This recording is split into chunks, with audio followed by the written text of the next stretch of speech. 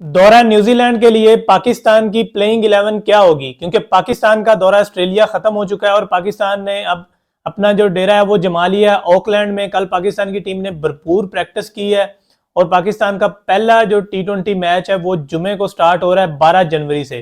तो आज की वीडियो में हम डिटेल से बात करेंगे पाकिस्तान की T20 नई ओपनिंग जोड़ी जो सामने आ रही है उसके बारे में बात करेंगे। इसके अलावा पाकिस्तान की जो प्लेइंग 11 किस टीम कॉम्बिनेशन के साथ पाकिस्तान की टीम उतरेगी न्यूजीलैंड के ये 5 T20 इंटरनेशनल मैचेस में, इसके बारे में बात करेंगे। और सबसे पहले बात कर लेते हैं पाकिस्तान की ओपनिंग जोड़ी को लेके, जिसको लेके बहुत ज्यादा शकूक शुबहात और सवालात उठाए जा रहे थे, क्योंकि इससे पहले बाबर आजम और रिजवान की जोड़ी थी जो कि ओपनिंग करती थी T20 में। लेकिन अब टीम मैनेजमेंट क्योंकि चेंज हुई है, नए कैप्टन आए शहीन शाह अफरीदी, तो उन्होंने अब ये ठान ली है कि हमने बाबर और रिजवान की जो ओपनिंग जोड़ी है उसको तोड़ना है। तो मतलब ये चीज तो कंफर्म है कि बाबर और रिजवान अब आपको ओपनिंग करते हुए नजर नहीं आएंगे। तो ओपनिंग कौन करेगा अगर बाबर और रिजवान ओपनिंग नहीं करेंगे? तो इस टाइम पाकिस्तान टीम के साथ 5 प्रॉपर ओपनर मौजूद हैं, यानी साइम अयूब, मोहम्मद रिजवान, बाबर आजम, साहिबजादा फरहान और फखर जमान। ये 5 बैटर्स ऐसे हैं जो पांचों के पांचों अपनी लीग मैचेस में और जितने भी मैचेस खेलते हैं डोमेस्टिक उनमें ये ओपनिंग करते हैं। तो अब पाकिस्तान टीम मैनेजमेंट के लिए बहुत ही मुश्किल हो गया था ये डिसाइड करना कि इन पांचों में से कौन से 2 प्लेयर्स को चूज किया जाए जो एज अ ओपनर खेलें। तो सबसे पहले बात कर लेते हैं कि मसला क्या आ रहा था। देखें, बाबर आजम और रिजवान ने बहुत ही अच्छा परफॉर्म किया हुआ है। अगर हम ओपनिंग की बात को लेके ओपनिंग की अगर हम बात करें तो बाबर और रिजवान ने बहुत ज्यादा रिकॉर्ड्स बनाए हुए हैं। स्पेशली अगर आप उनकी ओपनिंग जोड़ी की बात करें तो T20 वर्ल्ड कप जो इंडिया के अगेंस्ट उन्होंने 152 रन की पार्टनरशिप लगाई थी। इसके अलावा अगर आप रिजवान की बात करें तो रिजवान ने पिछली कुछ 6 इनिंग्स में 5 तो उनकी 50s हैं, तो उनको आप कैसे ओपनिंग से हटा सकते हैं, ये भी एक बड़ा सवाल था। इसके अलावा अगर आप बाबर आजम की बात करें तो बाबर आजम ने पिछले कोई 3-4 साल में नंबर 1 पोजीशन जो थी T20 इंटरनेशनल में वो अटेन की हुई थी। तो ये भी बड़ा मसला था कि बाबर को आप कैसे हटा सकते थे। लेकिन अब मसला क्या आ रहा था कि जितनी भी टीमें हैं, जितनी भी T20 इंटरनेशनल टीमें खेलती हैं वो सारी पावर प्ले का बड़ा अच्छा यूटिलाइज करती हैं। 50-60 रन, 70 रन भी इवन कुछ टीमें बना देती हैं 6 ओवर्स में।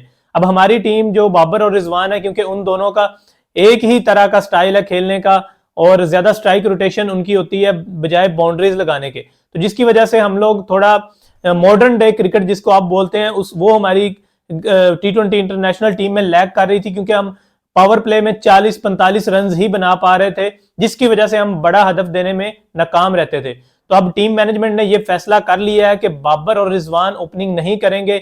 अब यह फैसला किया गया था कि फखर जमान और साइम अयूब इनको ओपनिंग कराई जाए, लेकिन मोहम्मद हफीज साहब ने जब यह फैसला किया तो रिजवान जो थे वो खुल के सामने आ गए। उन्होंने कहा कि आप किस बेसिस पे मुझे ओपनिंग से हटा सकते हैं, यानी आपने मेरी परफॉर्मेंस देखी है, मैंने कितना अच्छा परफॉर्म किया है ओपनिंग स्पॉट पे। तो ऐसे में टीम मैनेजमेंट और जो थे मोहम्मद हफीज उनके पास कोई जवाब नहीं था। तो क्योंकि उनके पास कोई जवाब नहीं था तो उनको रिजवान को ओपनिंग पे रखना पड़ा मजबूरन। यानी वो चाहते थे कि फखर जमान और साइम अयूब ओपनिंग करें, लेकिन क्योंकि रिजवान ने आवाज उठाई अपने हक के लिए, जो कि मेरे ख्याल से एक अच्छी चीज है कि आपको आवाज उठानी चाहिए। अगर और हमने देखा है, देखें जब दोस्तों मिसबाह उल हक की कोच होते थे पाकिस्तान टीम के तो रिजवान को नीचे खिलाया जाता था तीसरे चौथे 5वें नंबर पे। तो रिजवान परफॉर्म नहीं कर पा रहे थे 5वें नंबर पे और चौथे नंबर पे, तो इस वजह से उनको ओपनर के तौर पे ट्राई किया गया। न्यूजीलैंड की ही वो सीरीज थी जब मोहम्मद रिजवान को first time as an opener के तौर पे ट्राई किया गया था, लेकिन रिजवान ने उसके बाद पीछे मुड़ के नहीं देखा और उन्होंने ओपनिंग स्पॉट अपनी पक्की कर रखी है। तो यही वजह है कि रिजवान आपको साइम अयूब के साथ ओपनिंग करते हुए नजर आएंगे। इसके बाद नंबर 3 की अगर हम बात करें, नंबर 3 पे बाबर आजम खेलेंगे, नंबर 4 पे फखर जमान या फिर साहिबजादा फरहान, इनमें से कोई एक बंदा आपको खेलता हुआ नजर आएगा। अगर फखर को देखा जाए तो उनकी कोई इतनी अच्छी फॉर्म नहीं रही, स्पेशली T20 की अगर हम बात करें तो अभी उन्होंने कोई इतना अच्छा पिछले कोई 1-1.5 साल में परफॉर्म नहीं किया हुआ, तो शायद आपको साहिबजादा फरहान चौथे नंबर पे बैटिंग करते हुए नजर आए। नंबर 5 की अगर आप बात करें तो आजम खान आपके नंबर 5 पे बैटिंग करते हुए नजर आएंगे। आजम खान या फिर इफ्तिखार अहमद, इफ्तिखार अहमद को शायद 5वें नंबर पे बैटिंग कराई जाए। इसके बाद 6ठे नंबर पे आजम खान आएंगे। अब आजम खान के बारे में मैं आपको बता दूं कि चीफ सिलेक्टर ने यह कंफर्म बताया कि Azam Khan as a wicket keeper batter खेलेंगे, यानी रिजवान आपको फील्डिंग करते हुए नजर आएंगे, जबकि आजम खान जो कि एक भारी कद जो भारी जिसामत के मालिक हैं वो फील्डिंग नहीं क्योंकि कर सकते, तो वो एज अ कीपर के विकेट कीपर के तौर पे अपने फराइज सर अंजाम देंगे। इसके बाद आमिर जमाल नंबर 7 पे। नंबर 8 की अगर हम बात करें तो एक प्रॉपर स्पिनर पाकिस्तान ने खिलाना है। अब वो स्पिनर कौन होगा? इब्रार अहमद ऑलरेडी टीम से बाहर हो चुके हैं, उनमें से उसामा मीर और मोहम्मद नवाज, इनमें से कोई एक बंदा टीम में खेलेगा। तो मेरे ख्याल से ज्यादा चांसेस हैं कि उसामा मीर को ट्राई किया जाएगा, क्योंकि नवाज की बॉलिंग को लेकर इतनी अच्छी फॉर्म नहीं रही पिछले कोई 1-1.5 साल में। तो उसामा मीर खेलेंगे जी इस नंबर पे। इसके बाद नंबर 9 की अगर हम बात करें तो शहीनशाह अफरीदी कैप्टन, फिर आपके आ जाएंगे हारिस रऊफ नंबर 10 पे, फिर जमान खान, और आमिर जमाल भी आपके 7वें नंबर पे खेलेंगे एज एन ऑलराउंडर के तौर पे। तो ये मुमकिन आपकी प्लेइंग 11 है, एक्सपेक्टेड प्लेइंग 11 यही होगी मोरलेस। इसमें अब ये है कि चांसेस दिए जाएंगे जो यंगस्टर प्लेयर हैं, स्पेशली अब्बास अफरीदी, एक एक्स्ट्रा जो आपके फास्ट बॉलर आप लेके गए हैं दौरा न्यूजीलैंड के लिए, तो मे भी शहीनशाह अफरीदी आपको कोई 1-2 मैचेस, 2-3 मैचेस ही खेलते हुए नजर आए। इसके बाद उनकी जगह पे शायद अब्बास अफरीदी को टीम में शामिल किया जाएगा। तो लेट्स सी के अभी देखते हैं कि क्या होता है। लेकिन मुझे एक चीज में थोड़ा जो मुझे मसला आ रहा था वो ये था कि ओपनिंग स्पॉट को लेके मैं समझता हूं कि बाबर आजम को साइम अयूब के साथ खिलाना चाहिए था, क्योंकि देखें बाबर आजम कल नेट्स में जब प्रैक्टिस कर रहे थे तो उनको स्पिनर की प्रैक्टिस कराई जा रही थी। तो आपको पता है 6 ओवर के बाद जब पावर प्ले खुलता है तो स्पिनर्स आ जाते हैं, तो बाबर आजम को इसीलिए स्पिनर्स के साथ जो है ना वो ट्राई किया जा रहा था ताकि उनकी प्रैक्टिस हो जाए उस हिसाब से।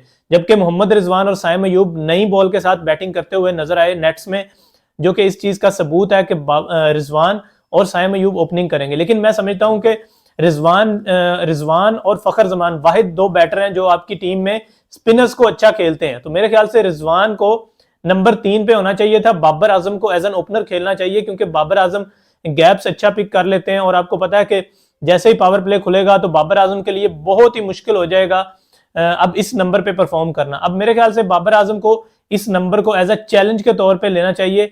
अब मेरी 1-2 जर्नलिस्ट से भी बात हुई तो वो कह रहे थे कि बाबर आजम जो है वो इतने ज्यादा कोई नाखुश नहीं है अपनी इस नंबर से, तो उन्होंने कुछ मैनेजमेंट से कोई बात नहीं की, ना उन्होंने कोई शिकवा गिला किया है अपनी इस पोजीशन को लेके। तो मेरे ख्याल से वो एज अ चैलेंज इसको लेंगे नंबर 3 पोजीशन पे। तो आई होप के, और मेरी दुआ होगी कि बाबर आजम नंबर 3 पे भी उसी तरह ही रन्स बनाए जिस तरह वो एज एन ओपनर बना रहे थे। तो ये थी जी पाकिस्तान की मुमकिन और एक्सपेक्टेड प्लेइंग 11 जो कि आपको फ्राइडे को 12 जनवरी को खेलती हुए नजर आएगी। अभी तक की वीडियो से यही है। अगर आप लोगों को वीडियो पसंद आई है तो आप वीडियो को लाइक कर सकते हैं, चैनल को भी यार सब्सक्राइब कर दिया करें, क्योंकि क्रिकेट से जुड़ी तमाम अपडेट्स आपको लम्हा ब लम्हा मिलेंगी। क्रिकेट ओपिनियन विद अहमद पे अपना बहुत सा ख्याल रखिएगा और दुआओं में याद रखिएगा। आपसे मुलाकात होगी इंशाल्लाह नेक्स्ट वीडियो में। अल्लाह हाफिज।